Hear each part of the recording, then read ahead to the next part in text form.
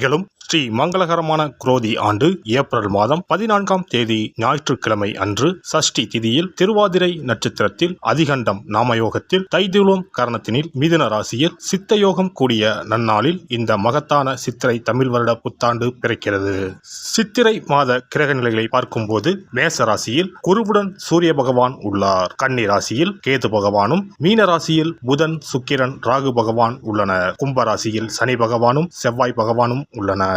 இந்த ஆண்டு சித்திரை மாதத்திலேயே குரு பகவான் 12 ஆண்டுகளுக்கு பிறகு ரிஷபராசிக்கு இடப்பெயர்ச்சி ஆகிறார். 30 ஆண்டுகளுக்கு பிறகு சனி பகவான் மீனராசி சென்று ராகுவுடன் இணைய போகிறார். பிறக்க போகும் குரோதி தமிழ் புத்தாண்டில் 2 கிரக உச்சத்தையும் ஒரு நீசபங்க ராஜயோக கிரகத்தையும் தன்னுடைய கோச்சாரமாக கொண்டுள்ளது.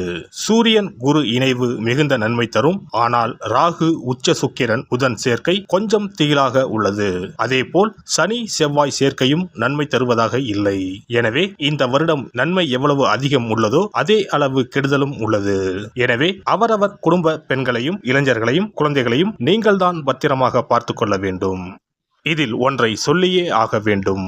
நினைப்பதை நல்ல செயலாக நினையுங்கள். ஏனெனில் கொஞ்சம் கோக்குமாக்கு யோசனை எட்டி பார்க்கும். வேறென்ன, ஒரு துணையை செட்டப் பண்ணலாமா என்று ரொம்ப நாளாக மனதில் ஓடிக்கொண்டே இருக்கும். இந்த மாதிரி விளங்காத யோசனைகள் எல்லாம் வேண்டாம். செல்வம் செல்வாக்கு பெருக, நல்ல நட்பு கிடைக்க, முயற்சிகளில் முன்னேற்றம், வாழ்வின் அபிவிருத்தி என இவை சார்ந்து சிந்தனை செய்யுங்கள். இந்த வருடம் அத்தனையும் நடக்கும். நல்லன எல்லாம் கைகூடி வரும். தனுசு ராசி அன்பர்களே, 6ஆம் வீடான ருண ரோக சத்ருஸ்தானத்தில் கலஸ்திரஸ்தான குருவாக பயணம் செய்ய போகிறார் குரு பகவான்.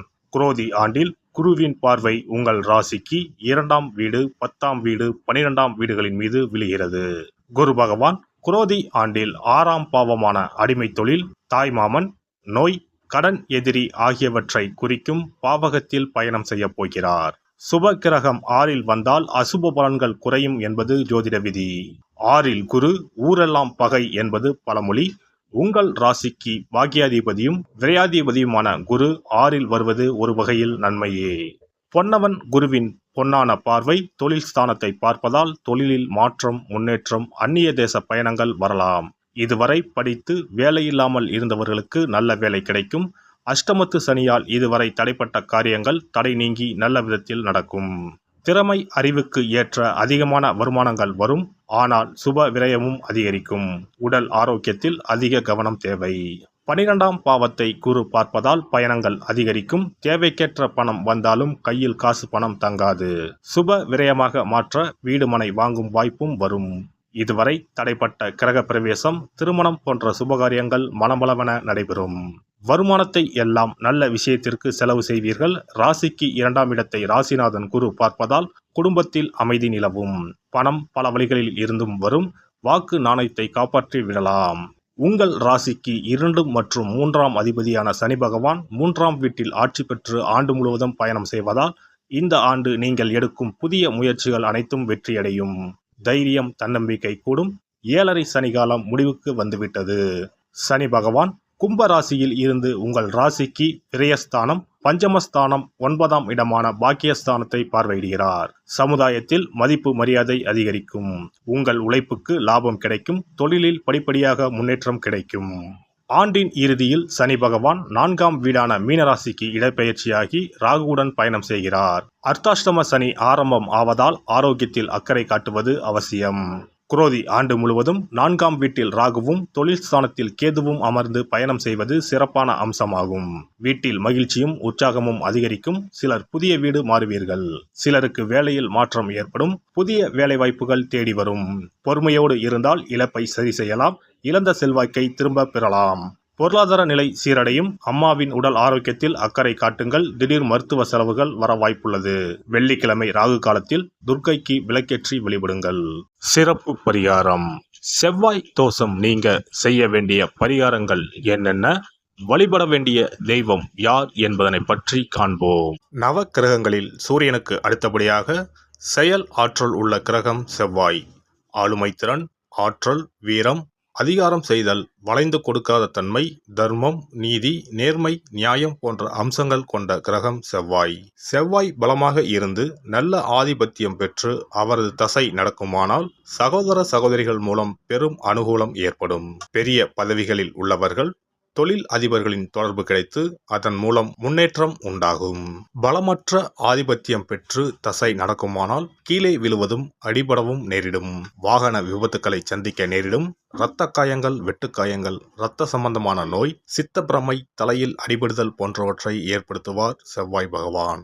வீண் வழக்குகள், சண்டை சச்சரவுகள், மறைமுக நேர்முக எதிரிகள், பொருள் களவு போகுதல், செய்தொழில் வியாபாரத்தில் திடீரென்று பெருத்த நஷ்டம், அரசாங்க கெடுபிடி, பதவி இறக்கம், மறைந்து வாழும் சூழ்நிலை என்று பலவகை இன்னல்களை உருவாக்குவார். செவ்வாய் முதலான தோஷங்கள் அனைத்தும் நீங்க அவரின் அருளை முழுவதும் பெற செவ்வாய்க்குரிய அதிதேவதையான முருகனை வழிபடுவதும், கோதுமை ரொட்டி, வெள்ளை எள் கலந்த இனிப்பு பலகாரங்கள், துவரை போன்றவற்றை ஏழைகளுக்கு தானம் கொடுப்பதும் நல்லது.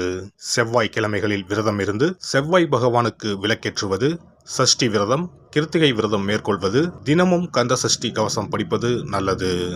மேலும் செவ்வாய்க்குரிய கல்லான பவளக்கல்லை மோதிரத்தில் பதித்து அணிவது, சிவப்பு நிற ஆடையை அணிந்து கொள்வது, செப்பு பாத்திரங்களை உபயோகிப்பது போன்றவற்றால் செவ்வாயால் உண்டாகக்கூடிய தோஷங்கள் குறையும். செவ்வாய் பகவானுக்கு செய்யும் பரிகாரங்கள் அனைத்தும் முருகனுக்கு உகந்தது என்பதால் முருகனின் திருவருளும் கிட்டும். திருமண வாழ்க்கையில் செவ்வாய் பகவானுக்கு முக்கிய பங்கு உண்டு. திருமணத்துக்கு வரன் பார்க்கும்போது பிள்ளைக்கோ அல்லது பெண்ணுக்கோ செவ்வாய் தோஷம் இருக்கிறதா என்றுதான் முதலில் கேட்பார்கள். அந்த அளவுக்கு செவ்வாய் தோஷம் மிகவும் முக்கியமானதாக பார்க்கப்படுகிறது.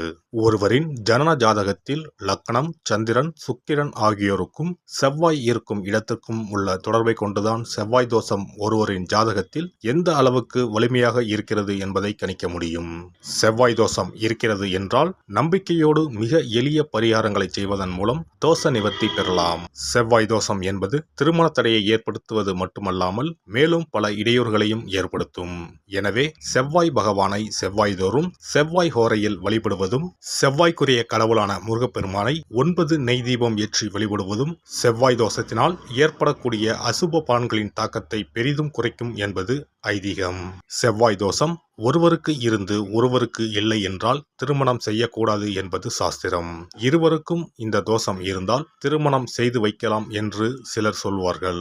ஆனால் பொதுவாக தோஷம் ஒருவருக்கு இருந்தாலும் சரி அல்லது இருவருக்குமே இருந்தாலும் சரி, தக்க ஜோதிடர்களை ஆலோசித்து முறைப்படி பரிகாரங்கள் செய்வதுதான் சரி. செவ்வாய் தோஷத்தால் திருமண தடை உள்ளவர்கள் வைத்தீஸ்வரன் கோவிலுக்கு வந்து அரச மரத்தடி விநாயகர் ஆதி வைத்தியநாதரை வழிபட்டு ஆலமரத்தை சுற்றி வர வேண்டும். வைத்தியநாத சுவாமி, தையல்நாயகி அம்மன், செவ்வாய்க்கு அதிதேவதையான முருகப்பெருமானை வழிபட வேண்டும். சன்னதியில் உள்ள செவ்வாய் பகவானுக்கு சிகப்பு வஸ்திரம் சாத்தி அபிஷேகம் செய்து பரிகாரம் செய்ய தடைகள் நீங்கும்.